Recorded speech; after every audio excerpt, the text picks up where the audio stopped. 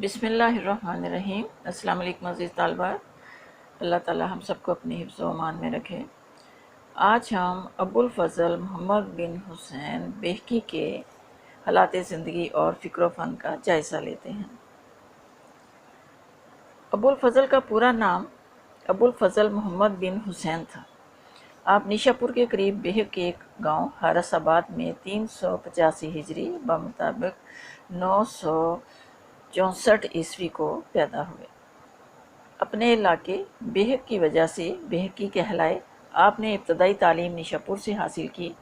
تعلیم حاصل کرنے کے بعد آپ نے سلطان محمود غزنوی کے دربار میں ملازمت اختیار کی۔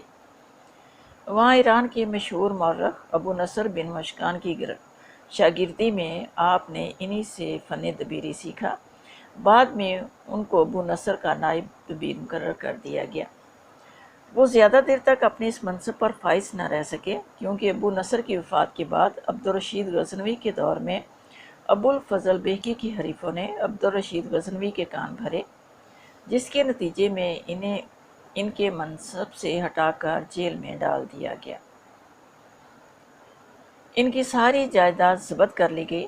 عبدالرشید غزنوی کو اس کے ایک غلام نے قتل کر دیا۔ اس طرح ابو الفضل بیہقی کو بھی قید خانے سے چھٹکارا ملا۔ وہاں سے رہائی پانے کے بعد انہوں نے کبھی کسی دربار کا رخ نہ کیا اور باقی تمام زندگی تصنیف و تالیف میں مصروف رہے۔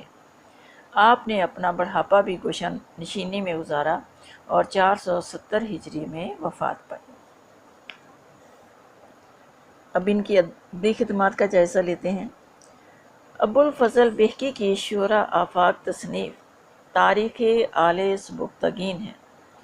یہ ضخیم اور عظیم تاریخ 30 جلدوں پر مشتمل تھی، جس کا زیادہ تر حصہ اب ناپید ہے۔ اس کا اب صرف ایک حصہ باقی ہے، جس کا تعلق سلطان محمود غزنوی کے بیٹے سلطان مسعود غزنوی کے عہد سے ہے۔ کتاب کے اس حصے کو تاریخ مسعودی یا تاریخ بیہقی بھی کہا جاتا ہے۔ اس کا شمار فارسی کی اہم ترین تاریخوں میں ہوتا ہے۔ یہ کتاب آج سے تقریباً 1000 سال پہلے تحریر کی گئی۔ اس میں واقعات نہایت فطری انداز میں بیان کیے گئے ہیں۔ یہ کتاب فارسی نثر کا ایک نہایت خوبصورت نمونہ ہے، جس میں عربی الفاظ اور تراکیب کی آمیزش بھی موجود ہے۔ ضرورت کے مطابق موضوع اشعار اور موقع کی مناسبت سے سبق آموز حکایات بھی بیان کی گئی ہیں۔ کتاب کی دلچسپی بڑھانے کے لیے افسانوی اور ڈرامائی انداز بھی اختیار کیا گیا ہے۔ ابو الفضل بیہقی نے اپنی اس کتاب میں اپنے دور کی ادبی اور جغرافیائی تاریخ بھی تحریر کی ہے۔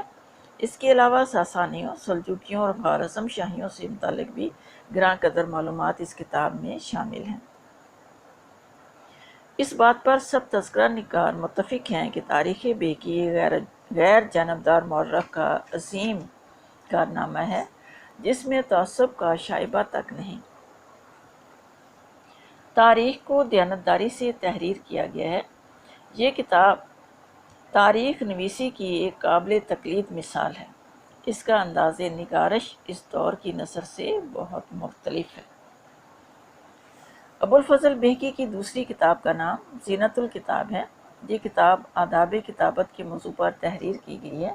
یہ کتاب زمانے کی دست برد سے محفوظ نہیں رہ سکی، آج کل بالکل ناپید ہے۔ ان دو کتابوں کے علاوہ خود ابو الفضل بیہقی نے اپنے ایک رسالے کا بھی ذکر کیا ہے، جس میں ان خطوط کی نقلیں موجود تھیں جو وہ غزنوی حکومت کی طرف سے تحریر کیا کرتے تھے۔ یہ رسالہ بھی اب کہیں موجود نہیں، بلکہ صرف اس کا نام تذکروں میں باقی ہے۔